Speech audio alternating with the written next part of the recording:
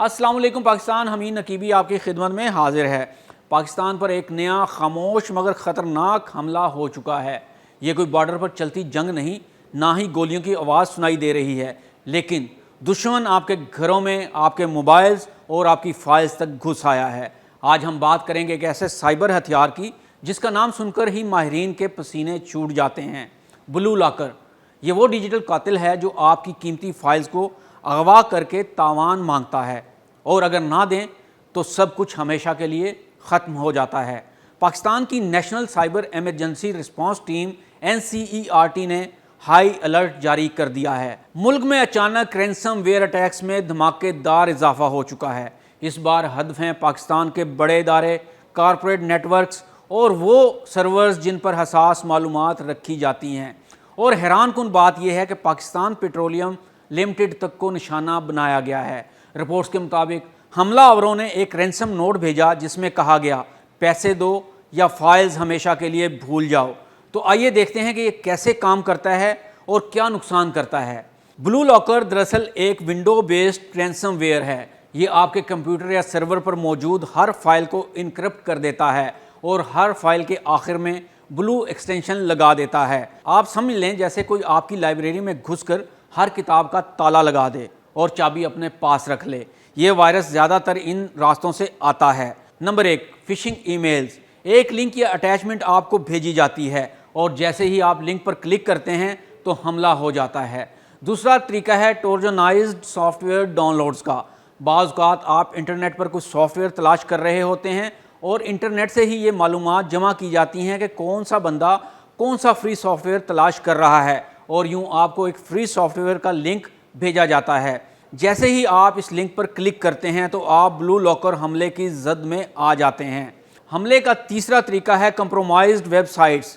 جب کوئی web site hack یا کمپرومائز ہو جاتی ہے تو ہیکرز اس میں ایسا ملیشیس کوڈ ڈال دیتے ہیں جو وزٹ کرنے والے کے سسٹم میں وائرس، ٹروجن یا رینسم ویئر انجیکٹ کر دیتا ہے۔ یعنی آپ نے سوچا کہ یہ ایک عام یا بھروسے مند ویب سائٹ ہے، لیکن جیسے ہی آپ نے وزٹ کیا بیک گراؤنڈ میں کوڈ چل گیا۔ وہ کوڈ آپ کے کمپیوٹر پر وائرس انسٹال کر دیتا ہے بغیر کسی ڈاؤن لوڈ یا کلک کے۔ اسے drive by download attack بھی کہا جاتا ہے۔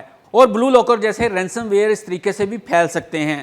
یہ ٹیکنیک خاص طور پر خطرناک اس لیے ہے کہ صارف کو پتہ ہی نہیں چلتا کہ وائرس کہاں سے آیا، بس ایک وزٹ اور سسٹم متاثر۔ یعنی آپ نے اپنے موبائل یا کمپیوٹر پر اپنی ایک ای میل کھولی، اس ای میل میں کسی اجنبی شخص کی جانب سے ایک لنک بھیجا گیا تھا۔ جیسے ہی آپ نے وہ لنک کلک کیا تو آپ کا سارا ڈیٹا لاک ہو جائے گا۔ یا پھر کوئی ایسا لنک آیا کہ یہ سافٹ ویئر ڈاؤن لوڈ کریں، فری سافٹ ویئر کا لالچ دے کر اس لنک کے اندر بلو لاکر چھپایا جاتا ہے، اور مزے کی بات ہے یہ آپ کے اینٹی وائرس کو بھی مار دیتا ہے تاکہ کوئی بچاؤ نہ ہو۔ اب ہوتا کیا ہے، اس کے نقصانات کیا ہیں، تو آئیے یہ بھی جان لیتے ہیں۔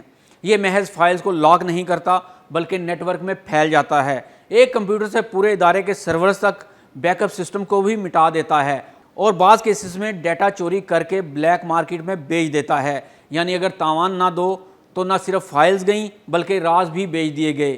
تو آئیے جانتے ہیں کہ یہ کس کمپنی نے بنایا ہے۔ ماہرین کا کہنا ہے کہ رینسم ویئر ٹیکس عام طور پر آرگنائز سائبر کرائم گروپس کرتے ہیں جو کسی بھی ملک میں بیٹھ کے ہو سکتے ہیں، روس، مشرقی یورپ، حتیٰ کہ ایشیا میں، لیکن پاکستان کے حساس اداروں کو نشانہ بنایا۔ کچھ ماہرین کے نزدیک یہ محض پیسہ کمانے کا ایک کھیل نہیں بلکہ ایک ڈیجیٹلائزڈ اسٹریٹجک اٹیک بھی ہو سکتا ہے۔ NCERT نے 39 وفاقی وزارتوں اور بڑے اداروں کو خط لکھ کر کہا ہے کہ فوراً ملٹی فیکٹر ایتھنٹیکیشن لگائیں، ای میل فلٹرنگ سسٹمز ایکٹیو کریں، شیئر ڈرائیوز آئسولیٹ کریں اور روزانہ بیک اپ رکھیں جو انٹرنیٹ سے الگ ہو۔ ساتھ ہی کہا ہے اگر حملہ ہو جائے تو فوراً فورنزک شواہد محفوظ کر کے رپورٹ کریں۔ یہ صرف سرکاری اداروں کا مسئلہ نہیں، آپ بھی خطرے میں ہیں، کیونکہ بلو لاکر کا نشانہ کوئی بھی بن سکتا ہے۔ لہٰذا فری یا مشکوک سافٹ ویئر ڈاؤن لوڈ مت کریں۔ کسی ای میل کا لنک یا اٹیچمنٹ کلک کرنے سے پہلے سوچیں، اپنے ڈیٹا کا بیک اپ بنائیں اور اسے انٹرنیٹ سے الگ رکھیں۔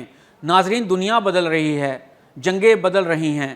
اب دشمن ٹینک نہیں کوڈ بھیجتا ہے، بارود نہیں وائرس استعمال کرتا ہے۔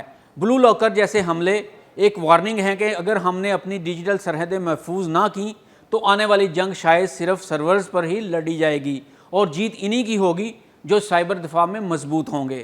حمید نقیبی کو اجازت دیجیے، اللہ حافظ۔